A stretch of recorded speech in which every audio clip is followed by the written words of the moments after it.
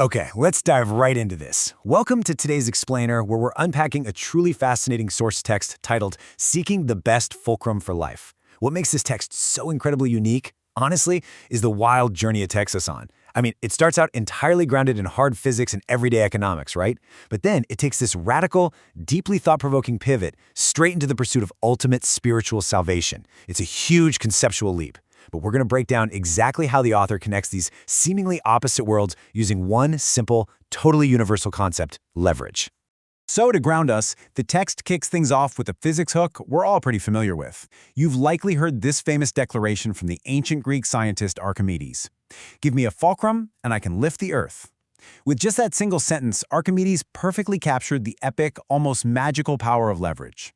Now, lifting an entire planet sounds like a massive exaggeration, but mathematically speaking, the theory absolutely holds up, and it introduces the core premise of our explainer today, the idea that the right tool, positioned in exactly the right way, can amplify a tiny amount of human effort into an absolutely earth-shattering result. Now, what's really interesting is how the text translates Archimedes' grand claim into practical hard physics. The principle of leverage dictates that effort and distance are inversely proportional. The author gives us this very concrete mathematical breakdown. Let's say you want to lift a massive 1,000 kilogram stone. Well, you don't need 1,000 kilograms of muscle to do it. You literally only need 1 single kilogram of force. The catch? Your distance from the fulcrum, compared to the stone's distance, has to be a ratio of 1 to 1,000. So the physical weight of the rock doesn't change at all, but your mechanical advantage? That changes the whole shebang.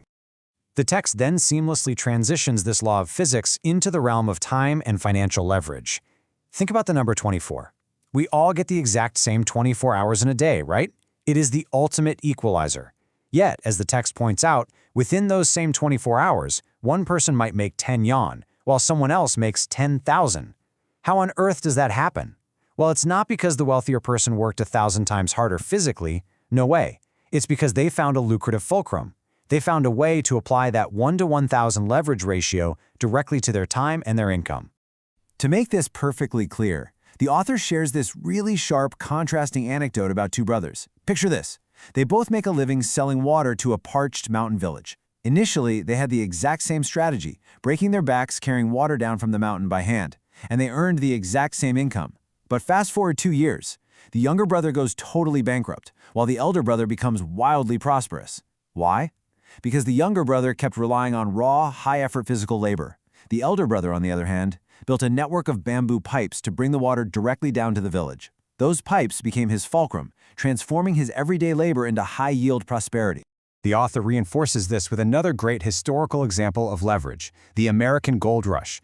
When everyone was rushing out west to literally dig in the dirt, the true lasting wealth wasn't necessarily found by the miners striking gold. Actually, it was found by the people who took a totally different approach to the same economic boom.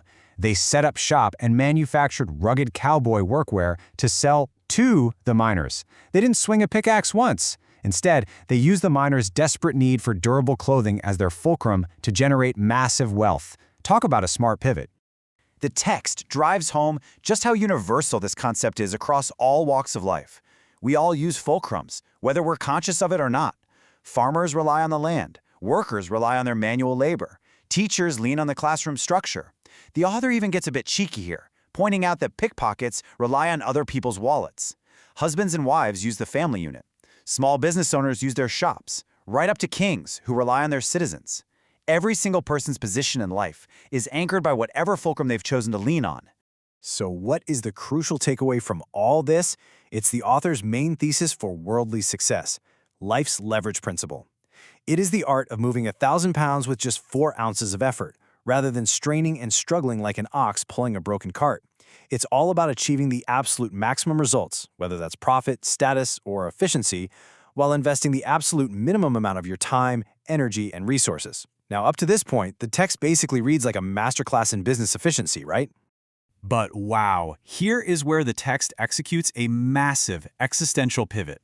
The narrative completely shifts away from worldly wealth and business strategies. The author brings in this famous quote from Jesus: "Even if one gains the whole world but loses their life, what good is it?" Suddenly, the source material is asking us to zoom way, way out. We aren't just talking about making 10,000 yuan instead of 10 anymore. We are talking about mortality. We're talking about the ultimate, unavoidable boundary of our existence: death. The source raises a pretty startling question. What is the actual point of all this worldly leveraging if we are all going to die anyway? The author argues that if we spend all our energy rushing back and forth, maximizing our time just to build bank accounts or businesses, but completely ignore the spiritual fulcrums, well, we are actually making a terrible trade. In the end, when we inevitably face our own mortality, all that worldly leverage amounts to an enormous, catastrophic loss. Which brings us to the core of the text's theological argument, the three spiritual fulcrums, the author's proposition for the ultimate leverage of life.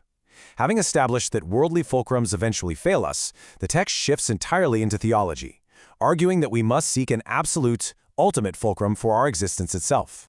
Let's move to and see how this builds out. The text neutrally maps out what it claims are the three best fulcrums for life currently available to humanity. First, you have Buddha Shakyamuni, who offers a vessel to reach the other shore, representing the structure of life. Second, Christ Jesus, offering a stream of living water, representing energy. And finally, Lifechanyuan, which offers a roadmap to heaven, representing consciousness. According to the author's proposition, these three entities don't compete with each other. Instead, they lock together to form a complete, three-part life cosmos. But with countless religious and spiritual groups existing in the world today, how does the author suggest a person actually choose? This is where the text circles back beautifully to its opening premise. The author advises the reader to coldly, almost mathematically, apply the exact same physics principle of leverage to their spiritual salvation. You're supposed to seek out the perfect life structure using the method of maximum return, finding the spiritual path that requires the shortest amount of time and the least amount of effort. And this brilliantly illustrates the author's quirky but memorable final analogy for this spiritual investment. The text argues that human life is simply too short to waste time endlessly wandering around, essentially window shopping through different spiritual teachings. Instead, you need to find the optimal fulcrum where you can invest the equivalent of a tiny single sesame seed of effort and receive a giant watermelon of a return. The author states plainly that it would be foolish, literally a bad investment, not to seize a spiritual deal with such a wildly disproportionate return. So you're probably wondering, what is that giant watermelon? What is the final payout? The text promises that by successfully utilizing this ultimate spiritual fulcrum, you bypass the desperate struggle of mere survival. Instead, you secure a guaranteed, leisurely transition from the mortal human world to a very specific promised paradise, which the text refers to as the Celestial Islands continent of the Elysium world. That right there is presented as the ultimate application of leverage, trading finite human effort for an infinite leisurely reward. From the physics of Archimedes lifting the Earth to bamboo water pipes, all the way to securing a place in the Elysium world, this source text makes a truly fascinating case for the power of leverage in every single aspect of our existence. And it leaves us with a profound concept to reflect on today. Look closely at how you spend your energy, your time, and your spiritual focus. What are you leaning on right now? Ask yourself, what is your life's best fulcrum?